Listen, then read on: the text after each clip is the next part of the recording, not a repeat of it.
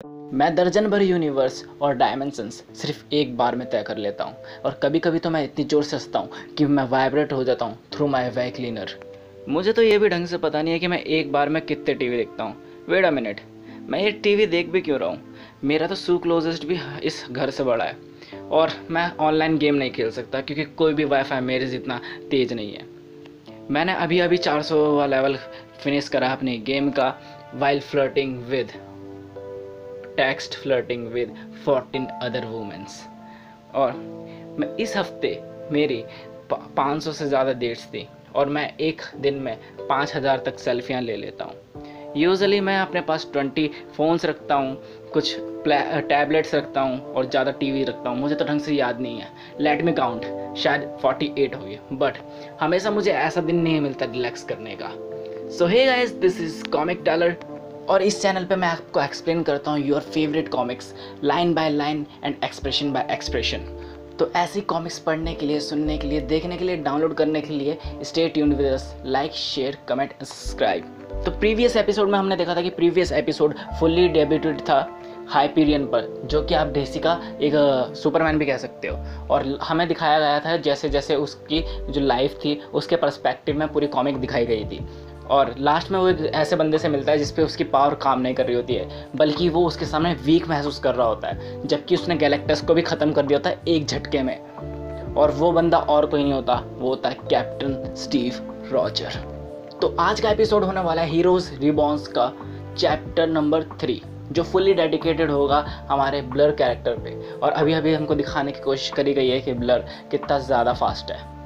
आई button पे उसकी link है प्रीवियस एपिसोड की, नहीं देखा तो पहले उसको देखो, और अगर देख लिया है तो देर किस बात की।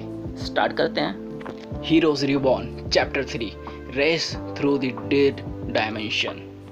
एक बार की बात है, मैं ट्रैप था साइबेरिया में, जहाँ पे कुछ grizzly bears, man eating grizzly bears मेरे पीछे पड़े हुए थे, और उस सिटी को कहा जाता था ग्रिजली सिटी। और जो मेरा काम था वो यही था कि मुझ जैसे सुपर हीरो स्पीस्टर को उनके परफेक्ट जॉ से बचना था। वेट अ मिनट, क्या मैं इस बारे में बात कर रहा हूँ? क्या कर रहा हूँ मतलब? यार कभी कभी मैं भूल जाता हूँ कि मैं कहाँ पर हूँ, मैं प्रेजेंट टाइम लाइन में हूँ भी या नहीं हूँ। चलो, बट अब मुझे याद आ चुका है सब कुछ। अब सीधा सीन शिफ्ट हो जाता है स्टार्टिंग वाली फाइट में, जो इशू 1 में दिखाई देती। ये सब स्टार्ट हुआ था वॉशिंगटन डीसी से, जहाँ पे अभी सिल्वर विच और ब्लर की फाइट हो रही होती है। वो सिल्वर विच बोलती है कि तुम भी 5000 वर्ड्स एक बार में नहीं बोल सकते, बस मुझे जो भी बोलने की बात है, बस मैं अपने मंत्र बोलूँगी और तुम ख़त्म हो जाओगे। बट यहाँ पर ये बंदा लाइव स्ट्रीमिंग कर रहा होता है भागते भागते, और वो बोलता है कि जिसने अभी मेरी लाइव स्ट्रीमिंग अभी ज्वाइन करी है तो मैं उसको बता दूं कि मैं सिल्वर विच के आगे आगे भाग रहा हूँ, जो कि क्लेम करती है कि वो भी एक स्पीडस्टर है। तो हमें यहाँ पे देखने को मिल सकता है कि सिल्वर विच के पास कुछ ज़्यादा ही पावर्स हैं, लिटरली कुछ ज़्यादा ही पावर है। जैसे कि वांडा के पास थी, उसके साथ साथ इसके पास स्पीडस्टर की पावर है।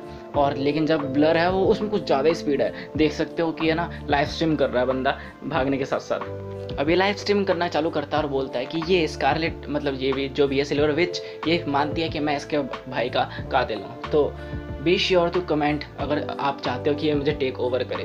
तभी वो लड़की को गुस्सा आता है और वो अपनी चेन निकालती है और उसकी सोल उसके अंदर से खींच लेती है। वो बोलता है कि नाइट हॉक कहता था कि है ना, मैं कभी कभी अपने लिए बहुत ज़्यादा डेंजर हो जाता हूँ। शायद वो सही कहता था।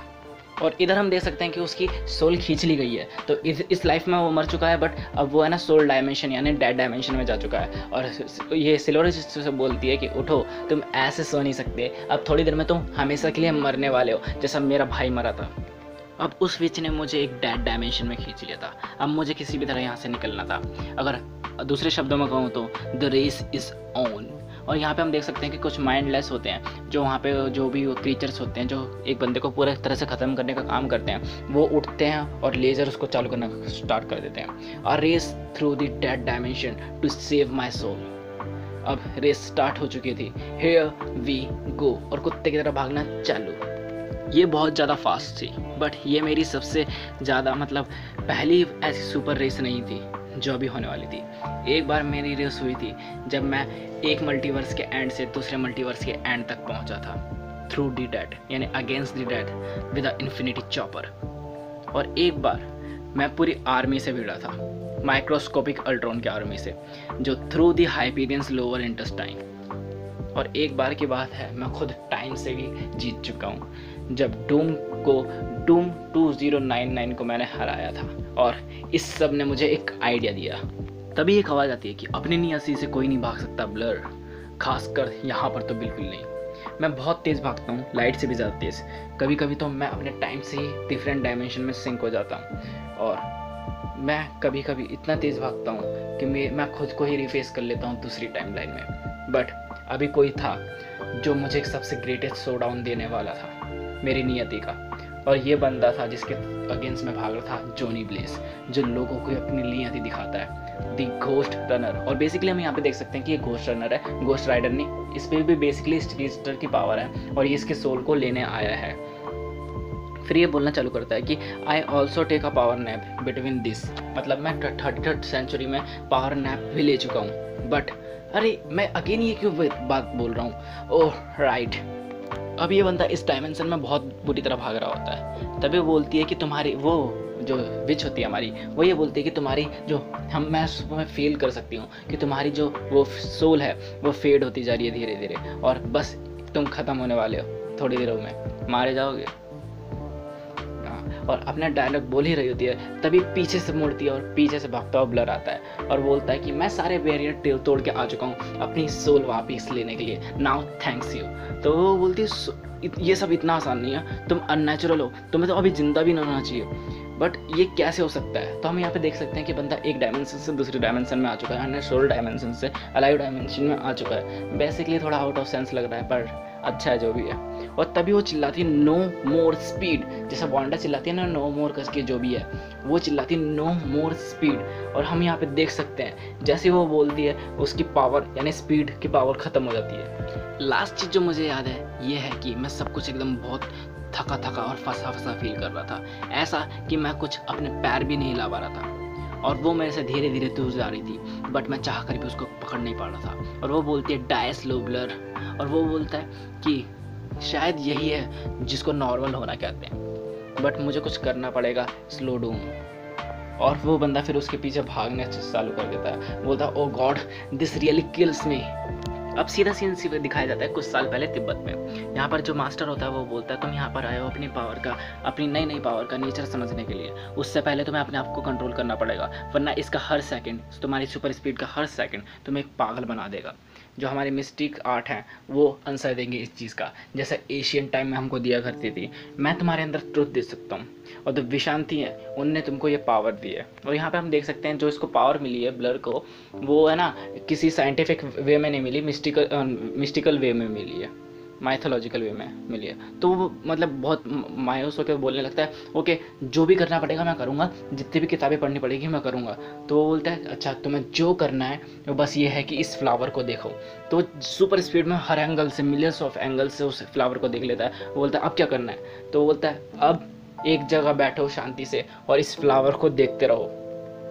और फिर वो उस फ्लावर को एकदम बहुत ध्यान से देखने लग जाता है। उसके लिए बहुत मुश्किल होता है क्योंकि इतने फास्ट बंदे के लिए इतनी स्लो चीज़ को देखना कुछ ज़्यादा ही मुश्किल हो जाता है। सीन सीधा शिफ्ट होता है प्रेजेंट वाली टाइमलाइन पे, जहाँ पे ये सिल्वर विच उसके ब्लर के सोल को लेकर भाग रही होती है। कुछ रेसेस होती हैं लाइफ्स में जो तुम भाग कर नहीं जीत सकते। ये मुझे बहुत टाइम लगा इस चीज़ को समझने में।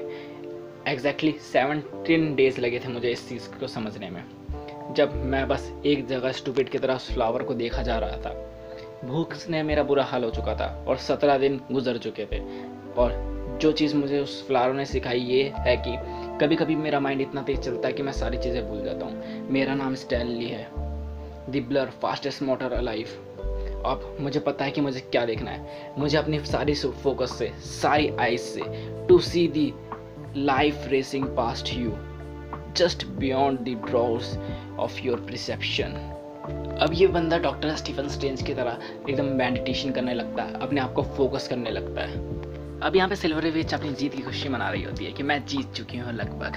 तभी सामने से बंदा निकलता है ये एक ब्लर वेल के साथ, एक वॉर्थ वेल के साथ, और उसको बोलता है ये वॉर्थ वेल है। ये साउंड एकदम फियरसम करता है, बट ये एक पीसफुल जानवर है। But on the other hand I am not.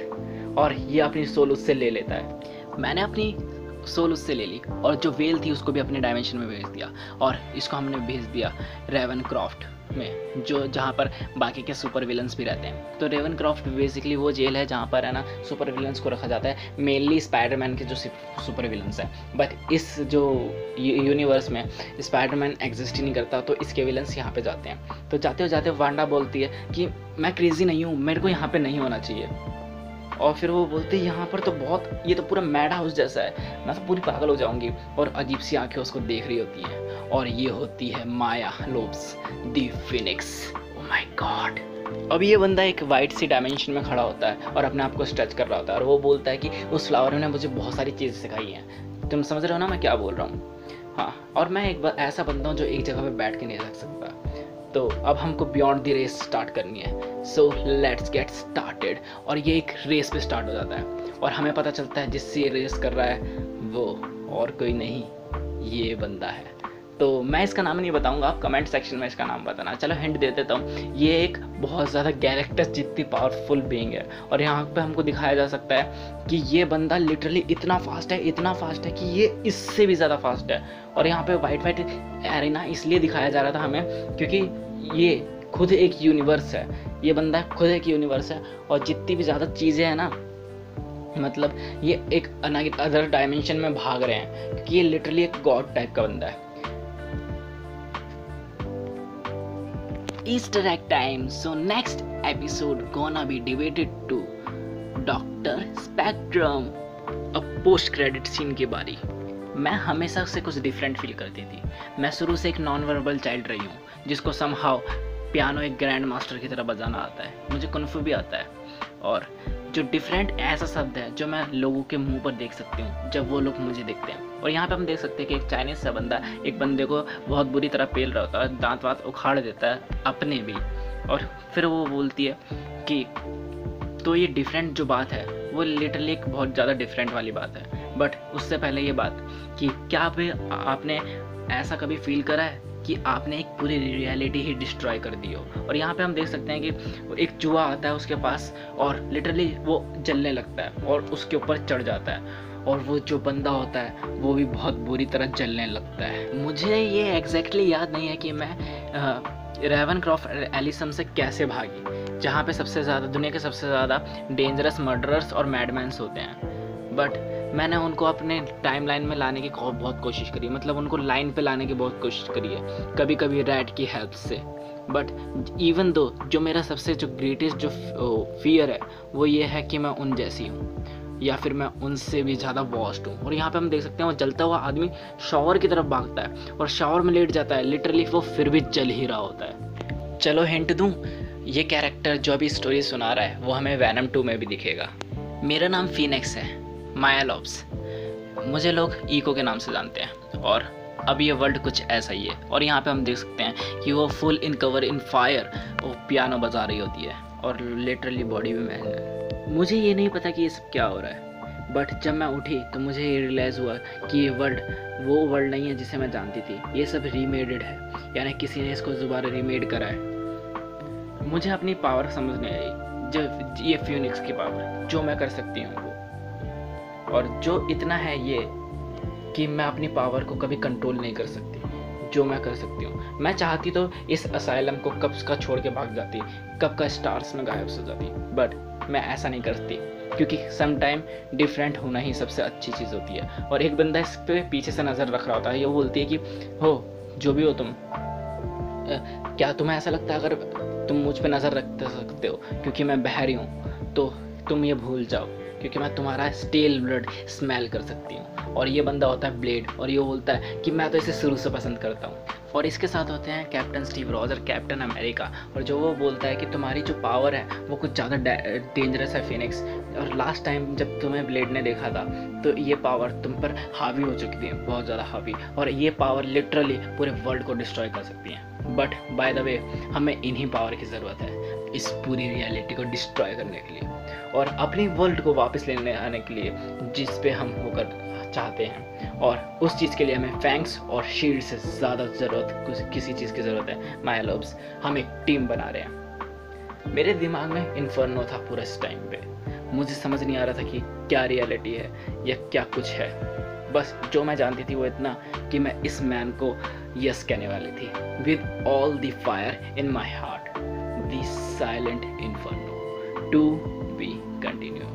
तो इसी के साथ ख़त्म होता है हीरोज रिबॉर्न का चैप्टर नंबर 3। और जैसे कि मैंने आपको बताया कि है ना, इसमें बहुत सारे टाई अप इशू भी है। तो जो नेक्स्ट टाई अप इशू होने वाला है वो हीरोज रिबॉर्न का magneto and the mutant force होने वाला है। So hope you liked it, क्योंकि बहुत अच्छी कॉमिक्स है ब्रो। तो एक बार चैनल पे जाओ और चेकआउट करो, बहुत सारी कॉमिक्स है तुम्हारे लिए ऑलरेडी। और ऐसी कॉमिक्स पढ़ने के लिए, देखने के लिए और डाउनलोड करने के लिए, जैसे हर कॉमिक की लिंक डिस्क्रिप्शन में होती है। Stay tune with us. और बदले में इतना सब कुछ कर रहे हैं तो बदले में छोटी सी चीज़ कही चाहिए, वो ये है कि थोड़ा सा सपोर्ट, सब्सक्राइब करो, लाइक करो, कमेंट करो नेक्स्ट कॉमिक कौन सी चाहिए और अपना favourite part of this video. और हाँ, शेयर करना बिल्कुल मत भूलना, क्योंकि जितने ज़्यादा लोग होंगे उतने ज़्यादा मज़ा आएगा। सो बाय।